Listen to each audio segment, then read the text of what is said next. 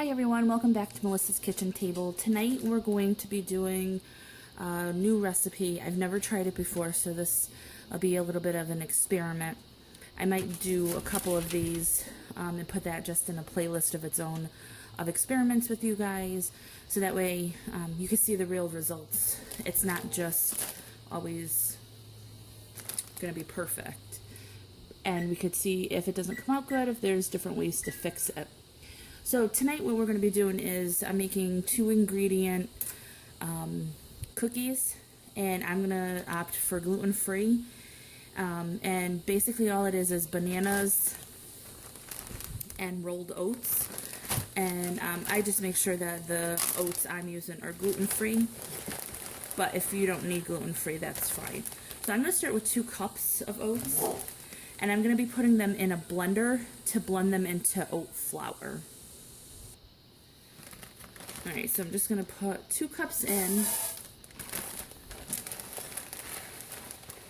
And we're going to go ahead and blend that on high.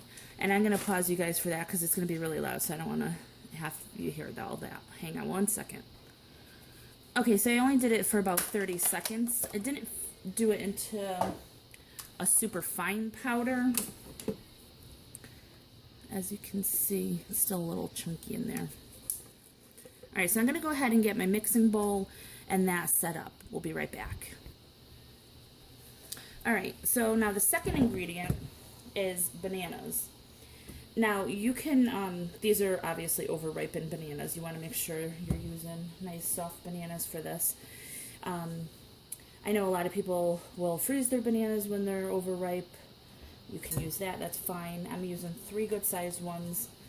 Now, this is a 2-ingredient cookie, however, you can put add-ins, and I'm going to be doing that as well. So technically it's going to be more than 2 ingredients, but you can make these cookies with just 2. So I'm going to go ahead, mash up these bananas. In the meantime, I have my cookie sheet with parchment paper on it. And I have the oven preheating at 350 degrees.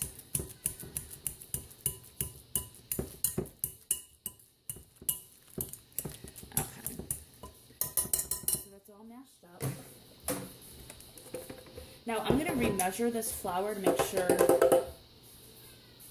it's still accurate.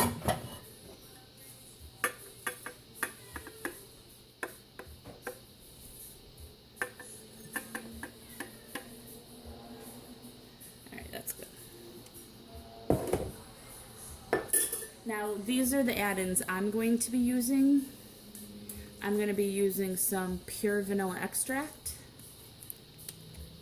Just a dash of that. I just like vanilla flavoring.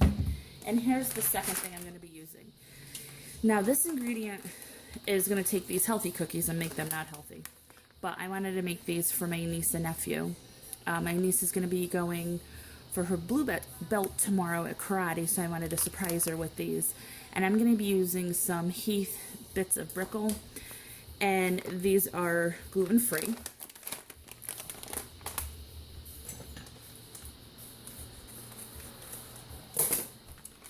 And if you're going to measure this, you would probably want maybe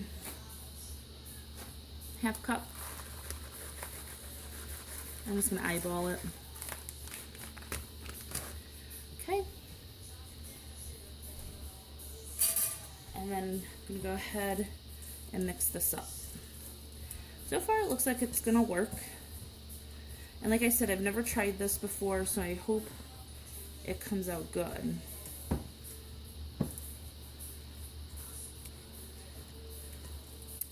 So as long as I remember to take some good video footage of my niece doing her karate test tomorrow, I'll insert some of that at the end of the video.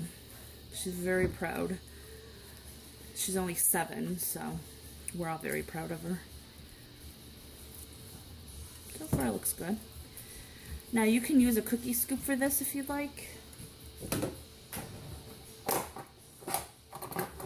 I'm going to use probably a medium-sized one. And scoop it out in my hand. And I'll roll that into a ball. And they say to flatten them. So you could either flatten them in your hand and put them on the cookie sheet, or you could just roll them into a ball and then flatten them when they're on the cookie sheet. So I'm going to go ahead and roll all these up, put them in a 350-degree oven until they cook about 9-10 minutes. Once they're all done and I take them out, I'll show you guys what they look like. So actually, I just wanted to show you really quick how I'm flattening them out. You could either use a mason jar or a glass and push it down. I'm just using an offset spatula and I'm pushing it down just like that, because you want them to be flat like cookies. Alright, so I'm going to go ahead and flatten all of these, put these in the oven, and we'll be back. Alright guys, so I have them in there about 14 minutes. And this is what they look like. They're still soft to me. I tried them. They're pretty good. Obviously they taste a lot like bananas. So, I don't always love baked goods with bananas, although I do love bananas, which is weird. But anyways, my husband tried them and he said that they were really delicious. He really likes them. He likes a nice soft cookie. So if you like a really soft cookie, this would be great. You could even add some chocolate chips to this. That would make a really good cookie. But they're really tasty and they're very healthy for you. I mean, if you could add like a good dark chocolate to it, it would be a really good snack to have or a little treat to have. And if you like them crunchier, flatten them out a little bit more, maybe cook them a little bit more, maybe at like 375 or so.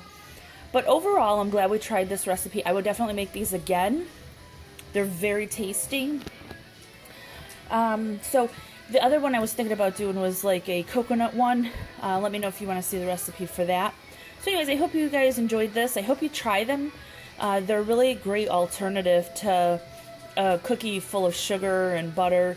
And those are always great to have, but this is just a nice, healthy alternative. So I hope you like this video. If you do, please give it a thumbs up, hit subscribe, and I'll talk to you next time. Bye!